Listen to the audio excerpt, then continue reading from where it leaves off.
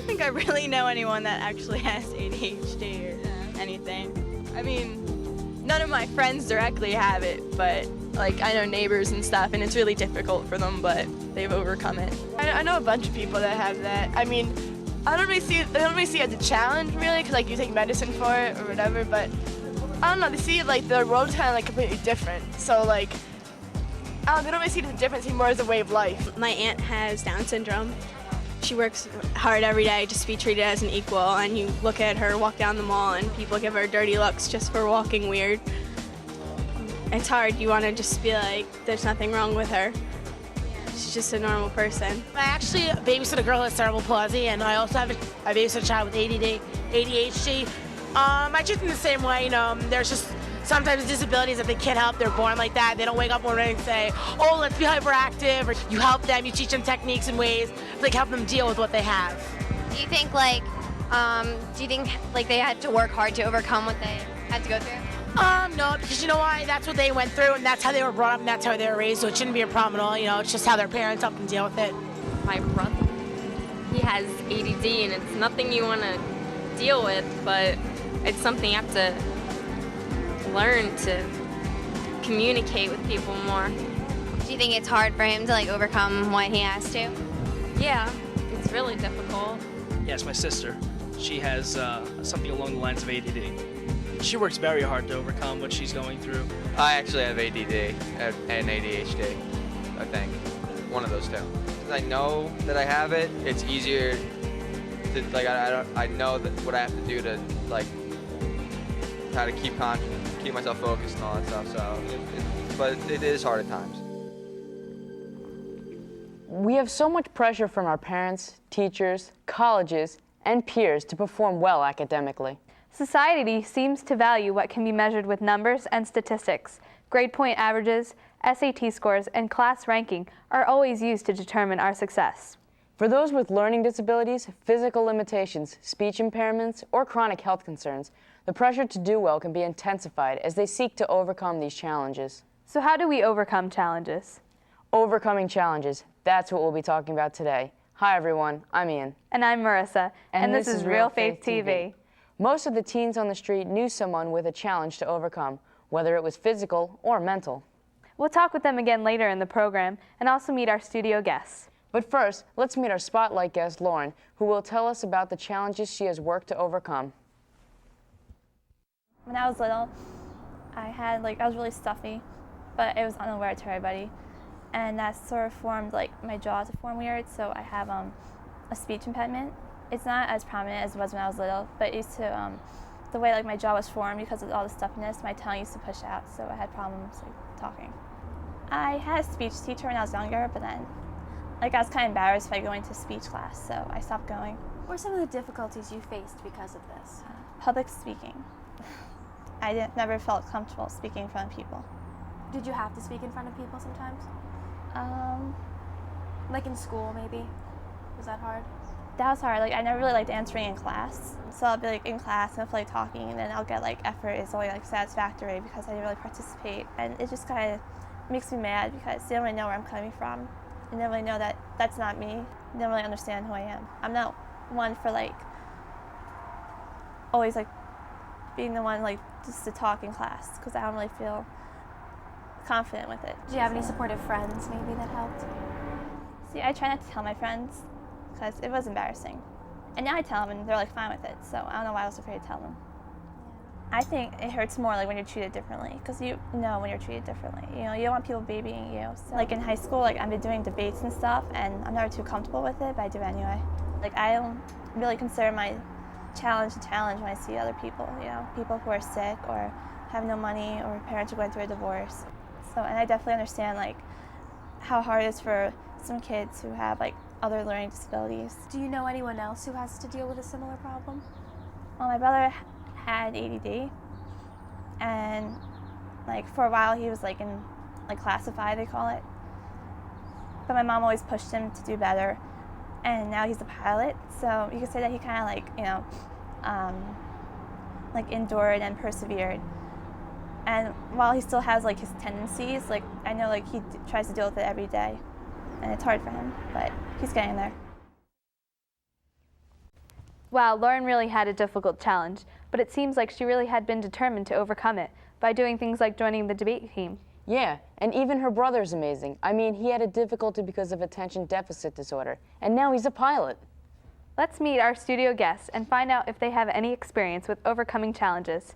With us today are Elias, Caitlin, Matt, Anthony, and Jessica. Okay, here's your first question. What did Leonardo da Vinci, Michelangelo, Albert Einstein, Thomas Edison, and Walt Disney have in common? Well, they were all famous at one time. And they're dead. That is correct, I'll give you that, that's correct. But the answer I was looking for was dyslexia. Dyslexia? I mean, I wouldn't imagine Leonardo da Vinci having dyslexia. I mean, he was like an inventor, you know? Yeah, so tell me guys, do you have any experience overcoming challenges or know someone who had to overcome a challenge or a limitation? Well, my uncle has muscular dystrophy, and they basically said, you're never going to use your feet again. And he was so determined to drive again. He's just like, I'm going to do whatever it takes. I am going to drive again, because he was like one of those, you know, road rage people, so he had to drive. So, you know, and he drives right now, you know, he got over it, so.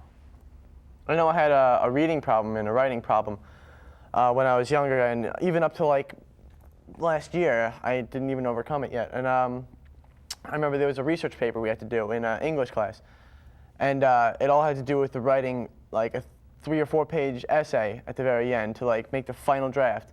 And I was like one of the only people in the class to get a low A, and I was really happy. I felt like, you know, overjoyed that I overcame my problem. Yeah, me too. I had a reading problem when I was younger, and I had to take special classes to reteach myself how to read without moving my head and just moving my eyes instead. So like I had to overcome that, and I had to read like really fast lines, and it was scary when you're younger, but I overcame it. I have a friend, he has something wrong like with his brain that duplicates, or not duplicates, like how he reacts, it makes it like bigger, like more sincere. Like if you told him he was stupid, he would like flip out on you. And like it affected how he learned, because, you know, people would tease him and stuff, so it made him really upset or really angry, and he would have to be pulled out of class. And so he became really slow and got far behind, and it was really sad. One of the more difficult parts of having a challenge to overcome is being treated differently or teased because of it. We asked the teens on the street if they or people they know were ever treated differently or teased because of their challenge. Let's see what they had to say. People are treated differently? I think so, because like in school, I feel like everyone has ADD, and I'm just sitting in class and everyone's so hyper, like, you know what I mean? Yeah. And then people that are really hyper, someone will be like, shut up, like, what are you doing, you know? And there's like special classes, you know, for like the ADHD or ADD kids, you know? They separate everyone into groups. Yeah, everything's into categories. I would like to say they're not treated differently, but, you know, everyone else looks at them as like a challenge, and like, you know, people look at them differently and view them differently. I've seen my sister's teachers try to cast her to the side instead of take on the problem. They don't want to deal with somebody that's slower than the rest of the class. It's unfortunate, but, you know, like the rest of us here at my family try to, you know, bring her up and fix what the teachers aren't going to fix. It's very hard going to school, and people do tease them. Just not even just the fact that the way they act and stuff like that, they think it's funny. Oh yeah, because he's not like everybody else, as they say, so it's difficult for him to fit in with other people. So. Do you think they're treated differently or like teased because of their? Yeah, they are, and that's what's sad, and I try and stop it as much as I can, but you know. I remember in like the younger grades when like you'd have to read aloud in class and the kids that stuttered would get made fun of, and that was mean. You try to stick up for them. Do people ever make fun of you, or like, are you really accepting? No, no one really realizes that I have it, so no one really says anything. I guess it really depends on how obvious your limitation is. If it isn't severe or noticeable, then the person isn't treated any differently. With others, it can be more difficult. Have you ever witnessed anyone being treated differently or teased because of their disability of any kind? I've never really witnessed it, like when someone never says it to their face, because that's like downright inhumane. but I've seen like snickering behind their back and stuff like that, and then they makes like jokes and stuff like that. There's this kid in my class. He moved to Florida by now, but he had ADD, and he was like he was short or whatever, because I guess, I don't know, there was a rumor going around that his medicine stunted his growth or something. And they would always like make fun of him. Oh, you know, shorty, you know, you're so short, you know, stuff like that. Mm-hmm. So. Go ahead. There's this one kid in my school who acts incredibly wild, and when he starts to act out, everybody knows he has problems, and he takes medication for it. But when he starts to act out, people literally just stop and say, "Did you take your medication this morning?" Mm-hmm. And they mean it seriously. It's not just one of those normal jokes that you'll just crack on someone if they're just being weird that day.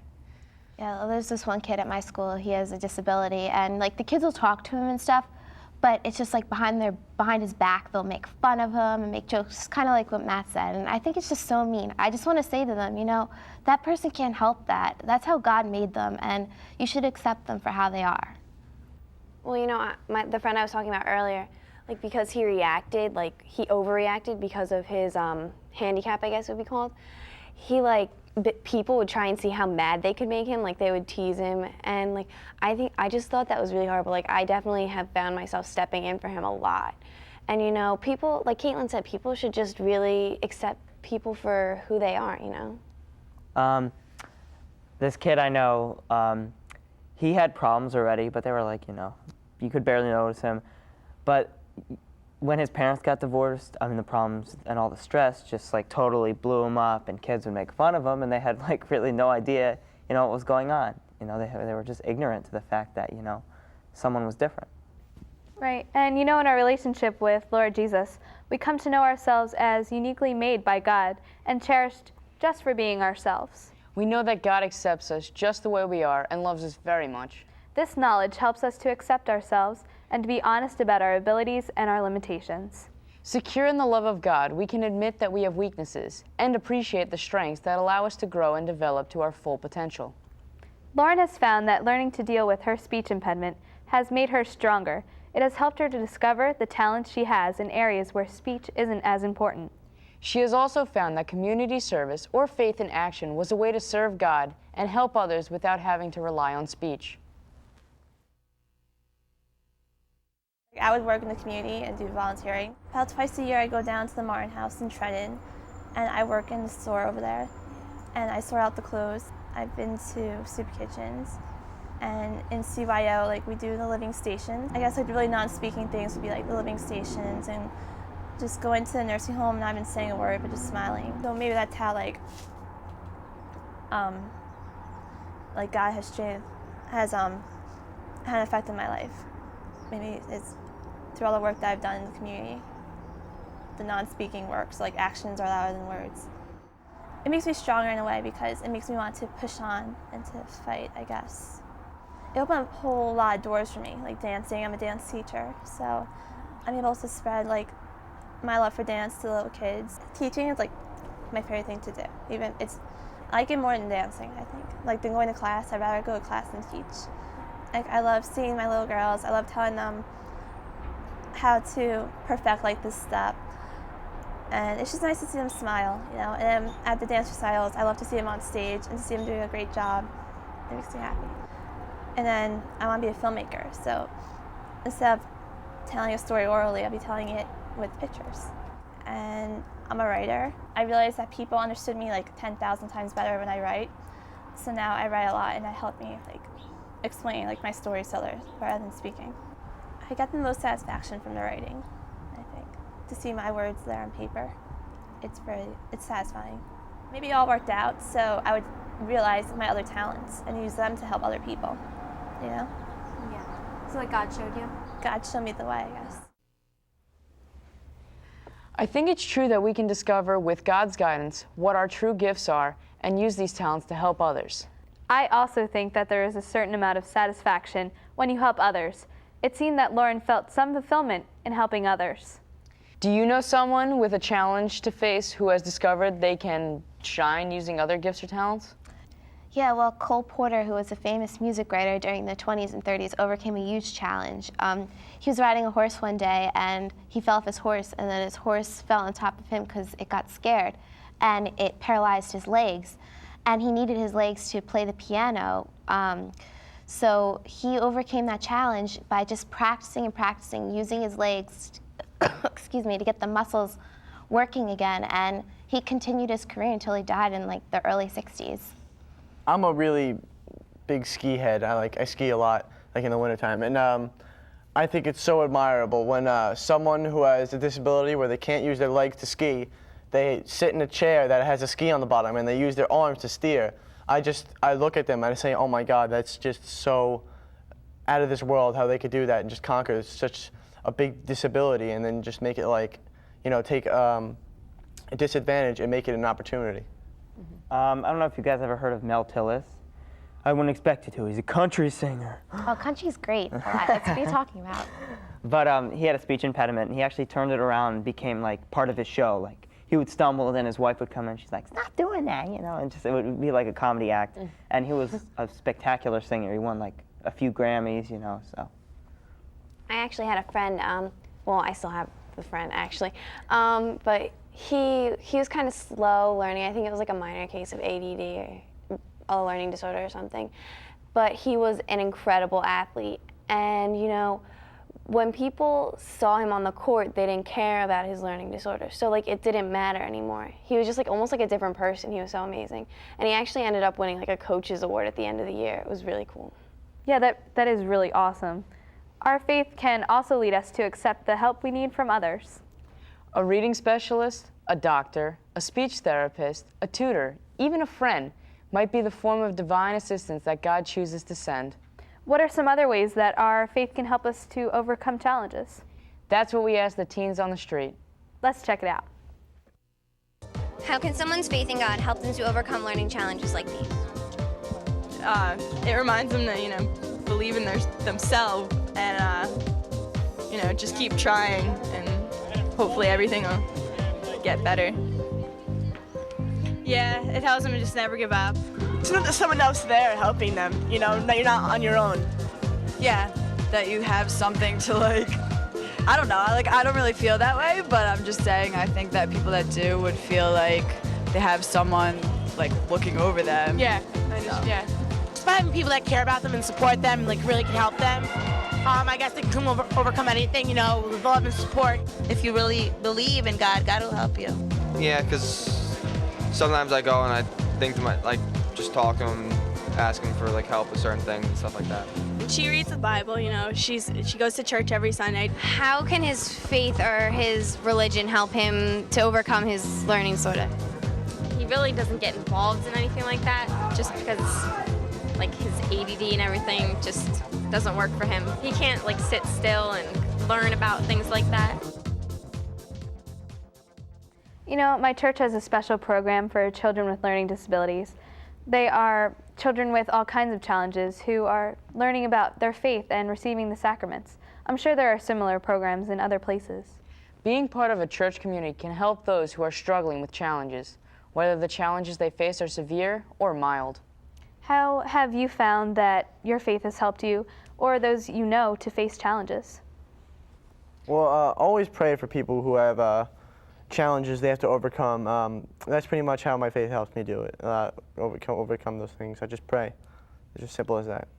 Yeah, I know someone who has autism, and I pray that I have patience around that person, because sometimes like they don't understand the same things we do. Like you have to tell them over and over, and it's just like hard. You want to get angry, but you got to learn to hold back because they really can't help it. So prayers definitely help me.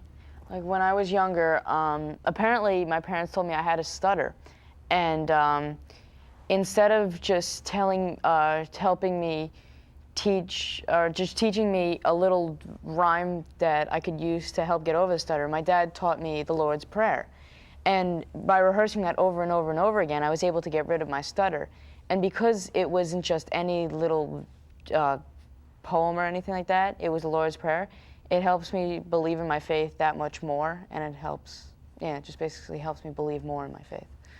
I know there's someone from my school who has dyslexia, and I think I want to try to bring her to my church one day just so that she can like pray a little and maybe like relax a little, so she knows that like there's people out there that are also praying for her other than myself. And I think that maybe just being that kind of environment, she'll learn that it's okay to have that kind of disability.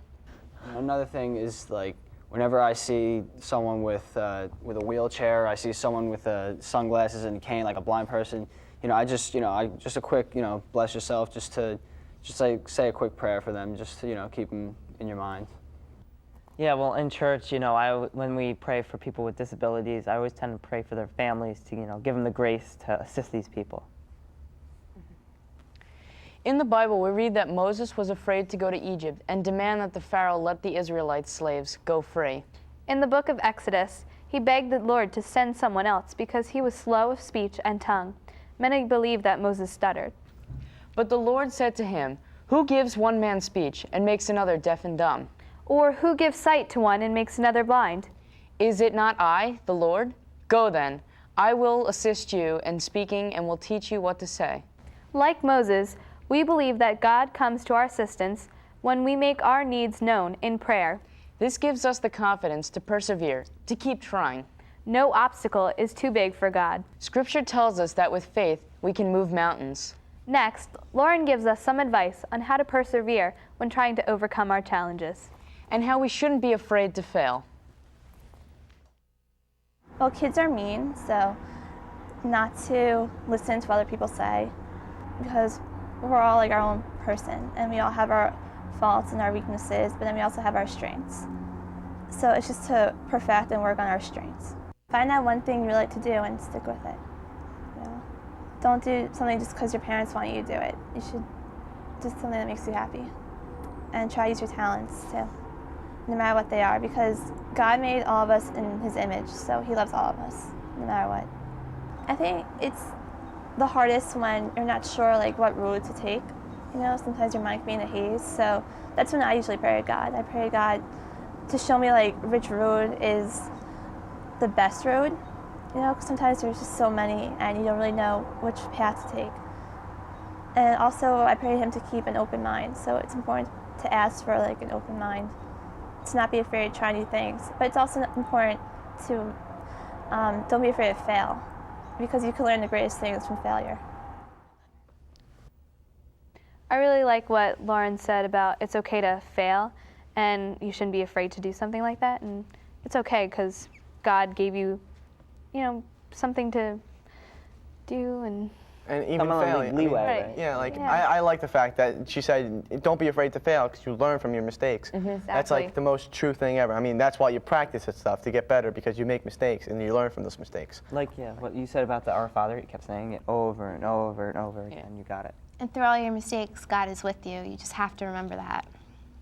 And it never hurts for somebody to have an extra friend. So maybe you could go out and befriend somebody who is overcoming a challenge, and you can encourage them and maybe talk to them about God and stand up for them when you need to. And you have to just keep encouraging them to persevere and keep going, Mm-hmm. Yeah, I know for like my personal experiences, I just have to be patient with myself, and that's the only way you can really just get through things. Just accept who you are and persevere, because God's going to love you no matter what challenges lay ahead of you. I know personally, I once fell off my bike and I didn't want to get back on, and I had a friend there to help me, and just overcoming that challenge of like a fear and making sure that I could like get back on the bike and ride again. It's just something that like helps you a lot with having Even a friend. small things like that. Right, exactly. Yeah, and we're all, this is all good stuff you're saying, like you need, perseverance, keep trying, have patience and everything, but, it's only normal for people to get frustrated after a while, after you keep trying, if you keep failing, it's normal to get frustrated. So you need an outlet of some kind. You need to do something else to take your mind off and just be like, okay, now I'm going to leave that alone for a little while. I'm going to do this now. And then you come back to it when your mind's all clear and everything. For me, the perfect outlet, I think, is my friends. I think they're just always there. They're always willing to help me, and they're never hesitant. And there's always one person that's going to help you, and that's God. And He's always going to be by your side, whether it be a small problem or a big problem, but He's always going to be there to help you. Like always on the right shoulder telling you what to do. Exactly. But I think I also agree, like what Anthony said, I think, forgive me if I misunderstood, but I think he kind of meant like a creative outlet as well. Like, if you fall off the bike, you might want to have something to go to, maybe drawing or reading or singing or something like that, and then just come back to it so you can get refocused. Lauren said that she didn't like being treated differently or babied. She wanted to be treated like everyone else. So let's remember that when we are around people who are facing any kind of challenge or difficulty. We should reach out to those who feel alienated or excluded because of their disability. Invite them to participate in things that you are doing. While there are no cures for learning disabilities and some other kinds of challenges, many people can learn to adapt to their limitations. We should be open to the wonderful ways that people with challenges can compensate for their weaknesses by developing and sharing their strengths.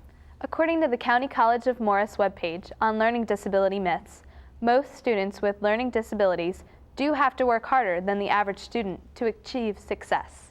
We can learn something about hard work, determination, and perseverance from people who have overcome challenges. Have you been inspired by someone who has overcome a challenge? We want to know. Log on to our website. The address is www.realfaithtv.com.